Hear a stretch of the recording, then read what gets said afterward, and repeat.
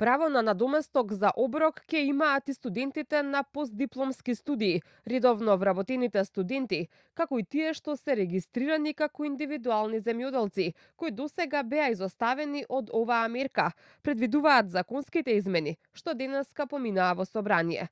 Со тоа, повеќе од 4000 студенти ќе имаат можност да добиваат субвенциониран оброк од 140 денари. Предлагаме собранието да расправа по предлог на закон за изменување на законот за субвенциониран студентски оброк по скратена постапка.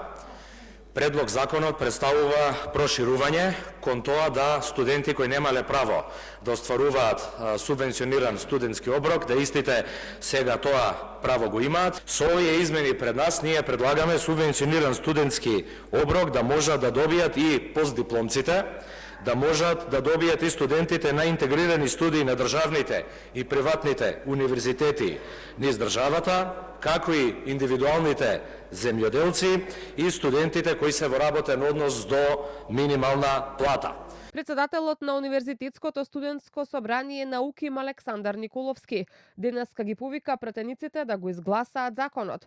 Тој нагласува дека работниот однос на студентите не смее да биде пречка за да добијат субвенциониран оброк, а најави дека следната година ќе бараат изголемување од 20 денари. Универзитетското студентско собрание испраќа апел до пратениците од сите политички субјекти да гласат на денешната седница за овие измени со цел да се подигне студентскиот стандард за нови 4000 студенти. Минатата година сумата на оброкот беше зголемена за 20 денари, од 120 на 140 денари, а со што зголемувањето ја надмина тогашната инфлација, бидејќи секоја година треба да се зголемува сумата во висина на инфлацијата.